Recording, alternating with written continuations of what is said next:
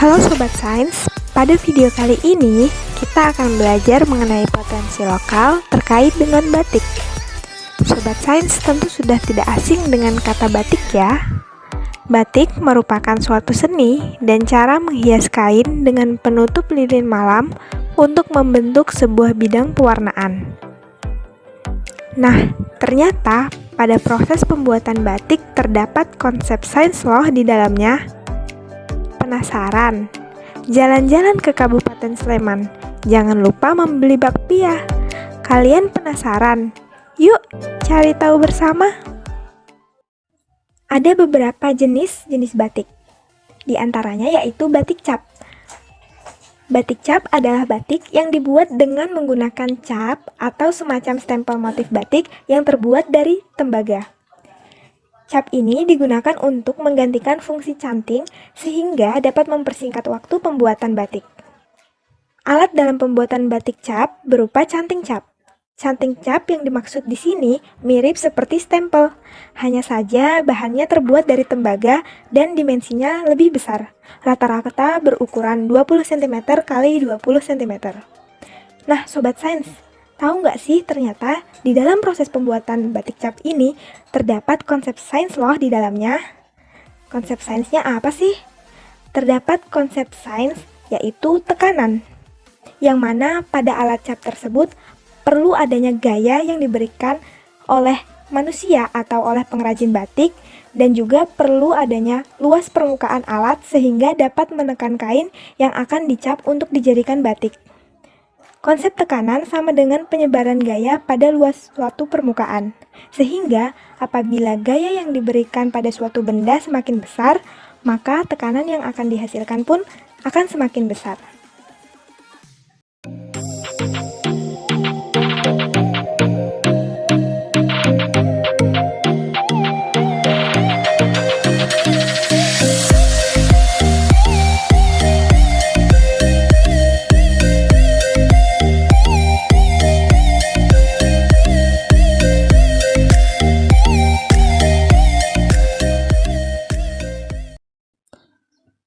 Jenis batik yang selanjutnya yaitu batik tulis. Batik tulis adalah batik yang dibuat secara manual menggunakan tangan dengan alat bantu canting untuk menerangkan malam pada corak batik. Cara pembuatan batik tulis ini dengan melukiskan sebuah pola pada kain batik dengan menggunakan tangan. Dan alat-alat yang diperlukan antara lain seperti canting, gawangan, wajan, kuali, anglo, dan tepas. Pembuatan batik tulis ini membutuhkan kesabaran dan ketelatenan yang tinggi, karena setiap titik dalam motif berpengaruh pada hasil akhirnya. Jenis batik ini biasa dipakai oleh para raja, pembesar keraton, dan bangsawan sebagai simbol kemewahan. Dalam pembuatan batik, biasanya menggunakan canting. Canting adalah alat yang dipakai untuk memindahkan atau mengambil cairan yang khas digunakan untuk membuat batik tulis.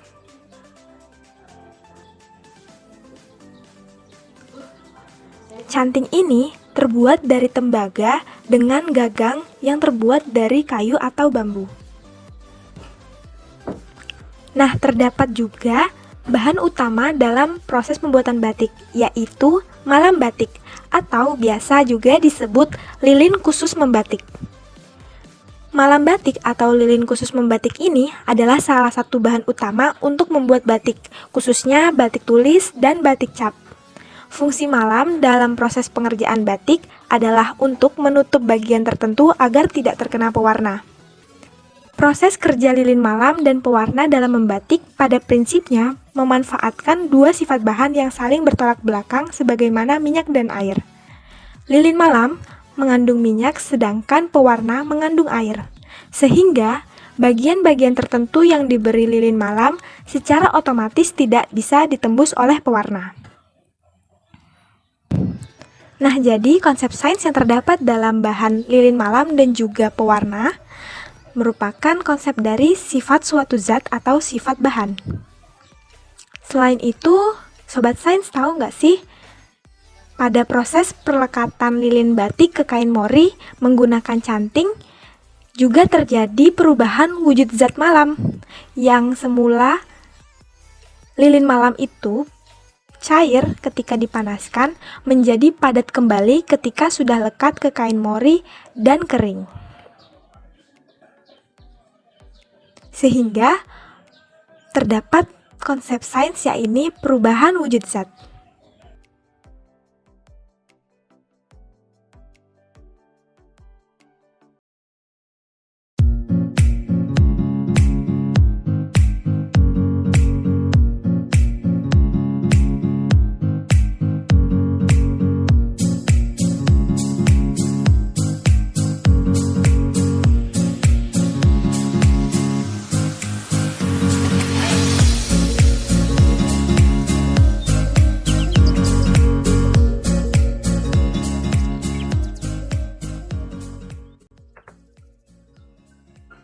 Selanjutnya, proses pada pembuatan batik yaitu pewarnaan batik.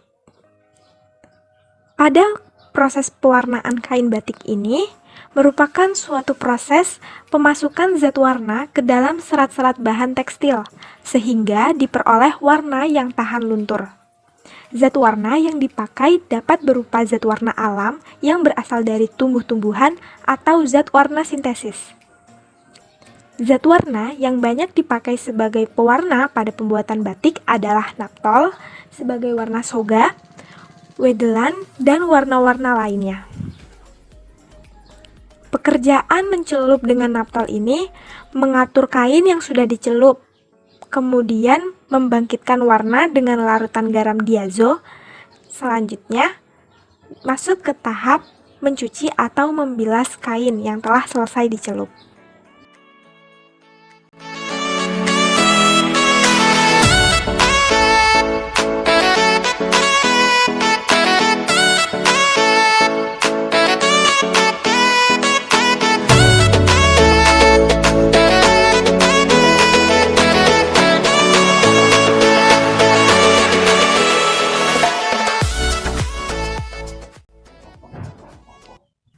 Setelah proses pewarnaan kain batik, kemudian selanjutnya yaitu proses penghilangan lilin batik.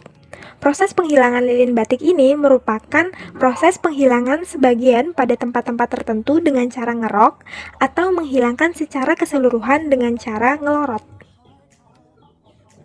Pada proses ngelorot, yaitu tahapan akhir dalam proses pembuatan sehelai kain batik tulis maupun batik cap yang menggunakan perintang warna malam.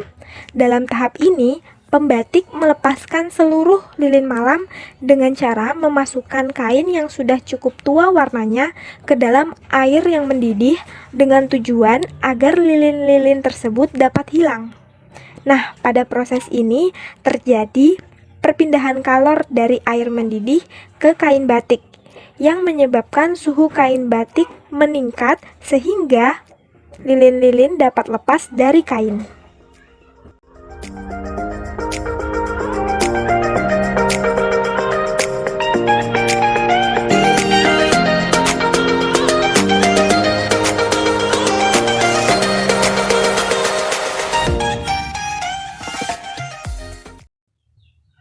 Selanjutnya yaitu proses penjemuran kain batik. Setelah melewati tahapan ngelorot, kemudian kain batik yang dibuat dijemur di bawah sinar matahari.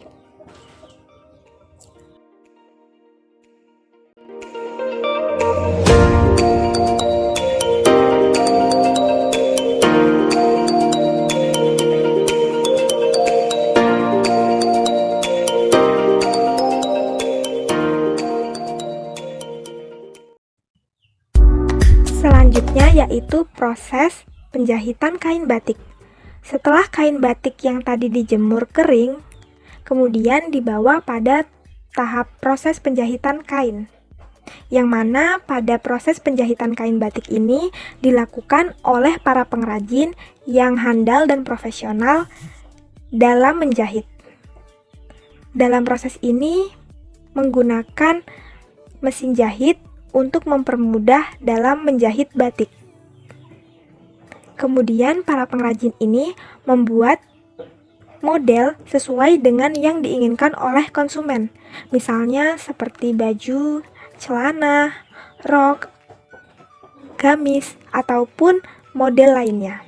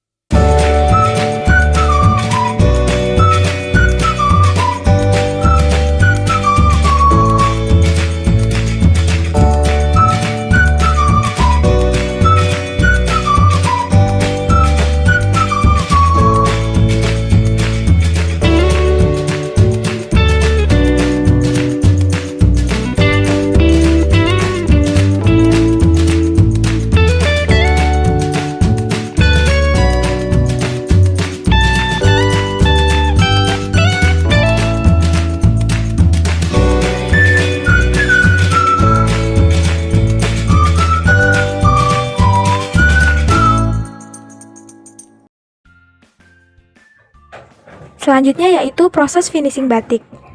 Setelah kain batik selesai dijahit, kemudian masuk ke dalam tahapan proses finishing batik, yang mana batik-batik yang akan dipasarkan diseleksi terlebih dahulu dan dirapikan agar tidak ada benang-benang yang tersisa pada kain batik. Selain itu, batik yang akan dipasarkan dikemas di dalam plastik ataupun wadah yang sudah disediakan.